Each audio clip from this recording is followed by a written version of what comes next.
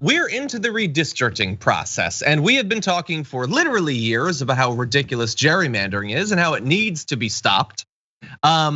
We haven't had a lot of success in getting Democrats or Republicans to stop this practice. And we're not gonna get Republicans to. I mean, they're gerrymandering the hell out of their states. So let me try to appeal to some conservatives. Do you know that the Democrats do it too? They are gerrymandering you right out of your representation. For instance, in states like Illinois. In Illinois, the Democrats have put forward their projected map that they might do. Do you know what it would do? It would give the Democrats 14 of the state's 17 House seats. That's the one they're considering. You know, they think if they're willing to be a little bit more risky, they can get 15 out of 17. Now, you might think if you don't know this country, if you don't know Illinois, well, that probably just means that in Illinois, it's a solidly blue state. Not really, Biden won 57.5% of the vote. So look, are they owed more than half of the congressional seats? Yes, definitely. Should they have almost 100%?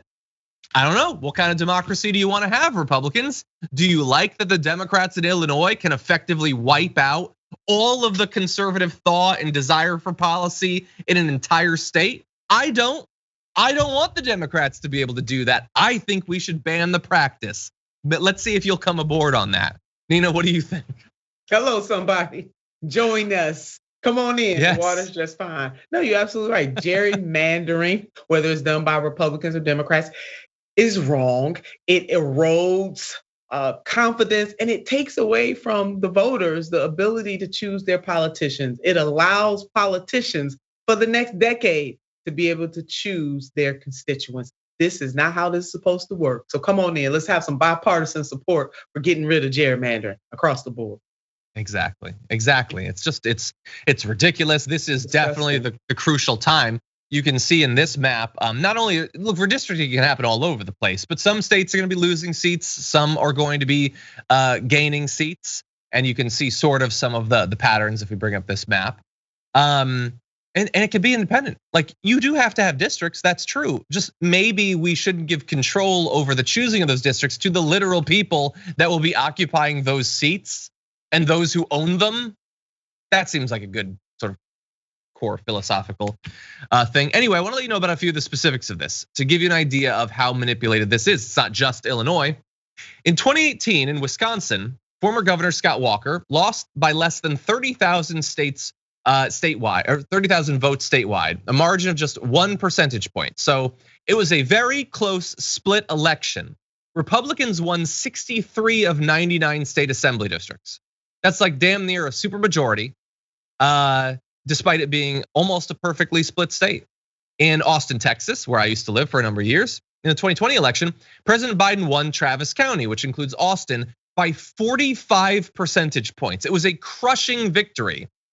But 5 of Austin's 6 congressional seats are occupied by Republicans. It's a practice called cracking. You take a population and you take a little bit of it and you throw it into a red district. You take another, you throw it into another one.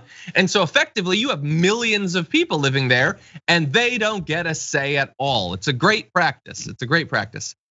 You can see nationally, Democrats received 1.4 million more votes in 2012 than Republicans for the House of Representatives. But Republicans retained control of the House 234 to 201. They got less than half the vote.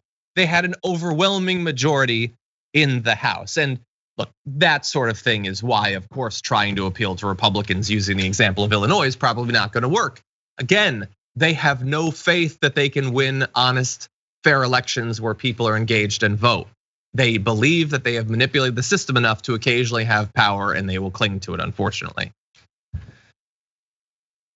Yeah, they like it grimy. Yeah. And again, like we said, I'm not really trying to get the Republicans on board. It's not gonna happen. But maybe the Democrats could do something about this. You've been getting screwed over year after year after year. When are you going to act like you acknowledge it? When are you gonna act like it matters? Because it does. Yeah, it's kind of hard when you're, hypocrisy is a hell of a thing. 100%.